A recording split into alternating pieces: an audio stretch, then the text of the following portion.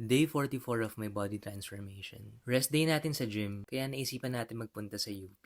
Ang ganda pala dito, nakakaengganyo kasi ang dami mong kasabay. Ang aliwalas ng paligid, and ang lamig ng simoy ng hangin. Before tumakbo, nag-workout muna tayo. Squat sa may grass, push-up sa bench, tricep dips, inverted rows, pull-ups sa may waiting shed, calf raise sa sidewalk, and push-up ulit sa may oblation. Now it's time to run. Sobrang mali ata yung form ko, pero ang saya mag-run. Para kang nag-glide sa hangin. Grabe, wala pang 1 minute, pagod na ako. Pero kahit hingal, tinuloy ko pa din kahit parang ubus na yung hangin ko. Di ko na natapos yung isang ikot sa oval. Nag-akit baba na lang ako dito sa may stairs. Kaso mas nakakapagod pala to. Ito pala yung runner's high. Nakaka-feel good talaga siya. Deserve ko naman siguro tong Carioca. Grabe, the best. Parang 100 times yung sarap dito. Dala na din siguro ng pagod at gutom. Ang dami pa palang ibang food trip dito. Nakaka-tempt. Pero dito na lang tayo sa medyo mas healthy. Sweet corn na binudburan ng cheese powder at margarine. Grabe, ang sarap din nito. Pati yung sabaw, ang sarap. For dessert, nag-avocado and melon ice cream na lang tayo. I think sa UP lang meron nito. Sulit na naman ang rest day natin. Nahirapan man tayo sa pagtakbo, pero nag-enjoy talaga tayo. Walking na lang siguro next time. Yan na muna ngayon. Bukas ulit.